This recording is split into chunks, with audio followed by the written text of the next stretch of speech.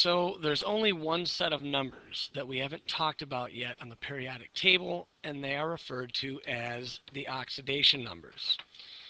They're found in the upper right-hand corner of the box where you find the element symbol and all the other information about the different elements. And those are the most common oxidation numbers, and we say that those are the most common charges that atoms of an element can have when it forms bonds and creates compounds. There's rules for assigning oxidation numbers, and there are exceptions to those rules. You need to memorize all of the rules and their exceptions because you won't find them anywhere in the reference tables. The first rule has to do with uncombined elements.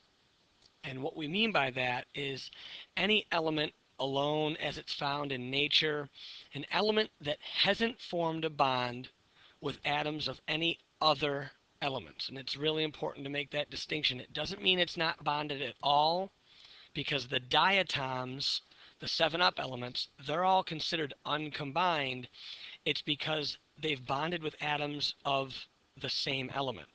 So you can see sodium is obviously alone. It's by itself, solid sodium. If it's isolated and alone, has an oxidation number of 0. It's not losing electrons to anything. O2, you see that it's got the subscript, so does bromine. Each of these is a diatom. So in O2, if you drew the Lewis dot structure,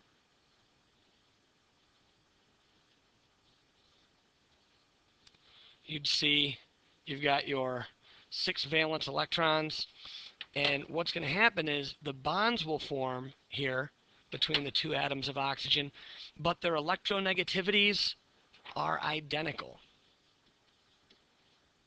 So what that means is in a tug of war for electrons, neither of them wins. It's a perfectly equal sharing. So for that reason, O2 and Br2, all the diatoms, also have oxidation numbers of 0. So uncombined elements get an oxidation number of 0. In compounds, by definition, a compound is atoms of different elements bonded together, and the sum of the charges on those atoms has to add up to 0. So we'll learn more about this. I'm not going to spend a ton of time on it right this minute, but in the compound sodium chloride, sodium always takes a +1 charge, and that means it makes sense. Chlorine would be -1, which happens to be its top or favorite oxidation number. Another example, for magnesium and nitrogen, when the 2 of them bond, magnesium always takes a +2. Now there's 3 of them. So that means that there's a total charge of +6 on the magnesium. The nitrogen has to add up to that +6, or when you add the charge on all the nitrogens to +6, you have to get 0. So that means if there are 2 of these, they must be -3 in order to get -6. And that's exactly what it is.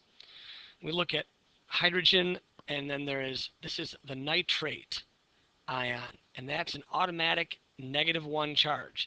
That's on table E, the polyatomic ions. You'll find those. Charge on nitrate never changes.